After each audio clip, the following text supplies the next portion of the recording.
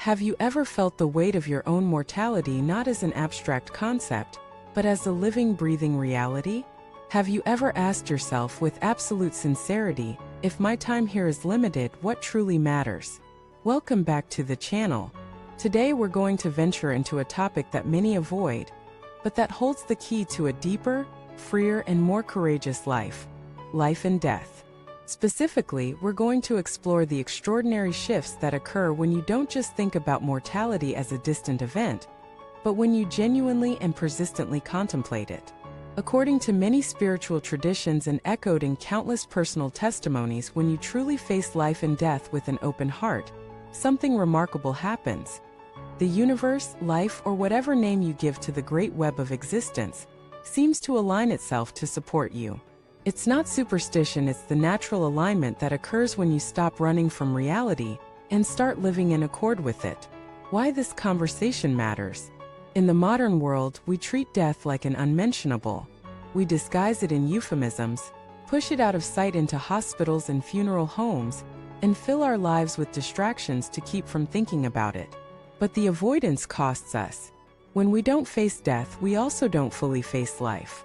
We live in a half-dream, postponing joy, postponing truth, postponing the difficult conversations, as if we had endless time. Contemplating death wakes us up, it strips away the trivial and brings what matters into sharp focus. The first encounter, a story. Let me tell you about Daniel. He was in his late 30s, busy building a career, raising 2 young children, always in motion. Then his closest friend, Michael, died suddenly in a car accident. For weeks, Daniel felt disoriented, not just from grief, but from the realization that life could end just like that. He began waking early, sitting alone in the kitchen with his coffee, staring at the quiet morning light. He wasn't meditating in the formal sense, but he was contemplating. If I had 1 year left, what would I stop doing right now? What would I give more time to? Within months, Daniel made changes he had been postponing for years. He restructured his work to spend more time with his kids. He reached out to estranged relatives. He started painting again, something he loved in his youth. He described it as if the universe rearranged my priorities for me, but in truth, he rearranged them and life responded. The spiritual physics of facing mortality. In Buddhist teachings, contemplation of death Maranasati is not morbid, it's clarifying. The Shurangama Sutra, the Tibetan Book of the Dead, and Zen koans all point to the same truth. When you remember the impermanence of your body and circumstances, you stop clinging so tightly to what cannot last. From a psychological standpoint, death contemplation disrupts the immortality illusion our brains maintain for comfort. Without this illusion, decisions shift toward meaning rather than mere comfort. You're less likely to waste years in a job you hate, in relationships that drain you, or in habits that numb you. How the universe helps. When people say the universe helps them after they face life and death, what's really happening? It's a combination of inner and outer shifts. Clarity of purpose, knowing what matters, makes you spot opportunities that align with it. Fear reduction, when you've made peace with the worst-case scenario, you take bolder, truer actions.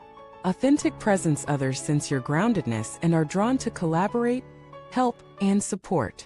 Synchronicity awareness, you notice meaningful coincidences because your attention is tuned to what you value. Practical contemplation exercises. The 1 year question. Imagine you have exactly 1 year to live. Write down what you would start doing, stop doing, and continue doing. Then take 1 step toward those changes today. The funeral reflection. Visualize your own funeral, not morbidly, but as a way to ask, what do I want people to remember about me? Live toward that. Daily impermanence reminder.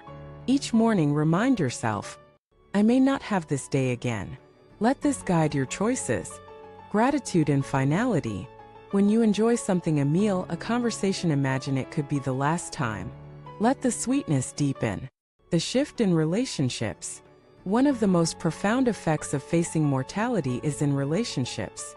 Petty grievances lose their grip. You say I love you more. You forgive more readily, not because the hurt didn't matter, but because you realize carrying it is heavier than letting it go. People who've had near-death experiences often report this. The overwhelming urge to reconcile, to express love, to live without unfinished emotional business. The courage to live fully. Contemplating death doesn't make life smaller, it makes it larger.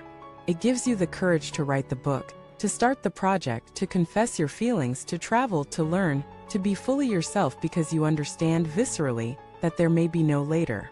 Closing reflection and invitation. Facing life and death is not about becoming somber or detached, it's about becoming real. It's about stepping out of the trance of endless postponement and into the vivid immediacy of now. So I invite you. Take one quiet hour this week to contemplate your own impermanence. Let whatever emotions arise come and go. And then, from that clarity, choose one action that would make you proud if this were your last year. If today's conversation resonated with you, please share it with someone who might be ready to live more fully. Subscribe to the channel so you don't miss our next deep dive. And leave a comment below. What's one change you'd make if you truly lived with the awareness of life's fragility? Your insight might be the light someone else needs. Thank you for watching this video.